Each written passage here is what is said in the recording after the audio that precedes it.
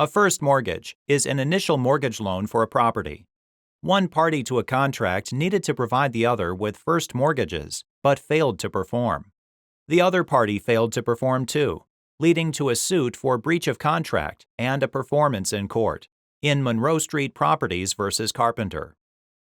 Western Equities provided Monroe Street Properties with a written offer to buy 10 first mortgages and notes. The mortgages and notes had a face value of $1,250,000.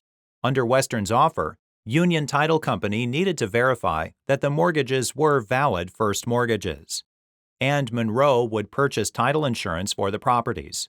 According to the offer, Monroe would accept $1 million worth of Western stock as an investment stock, so Monroe couldn't make plans to redistribute the stock.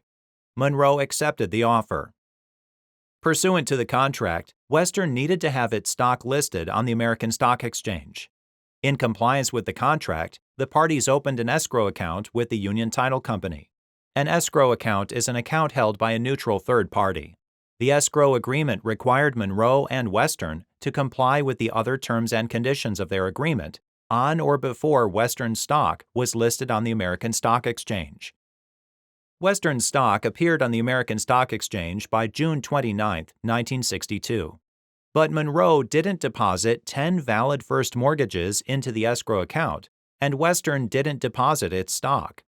However, Monroe deposited mortgage instruments, but the mortgages weren't for valid first mortgages. The properties were heavily encumbered.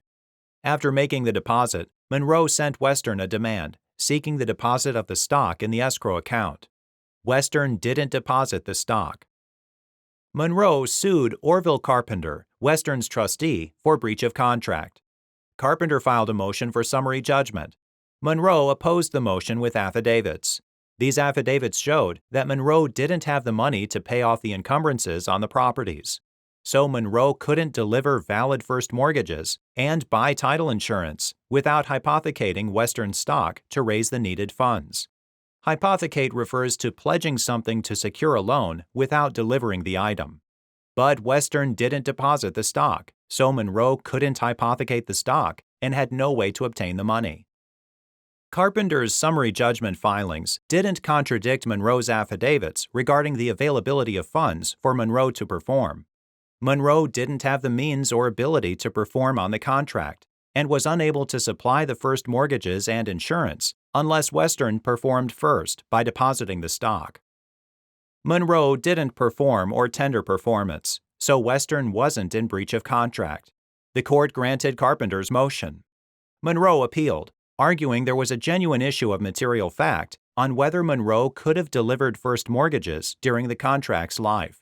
The Ninth Circuit heard the appeal.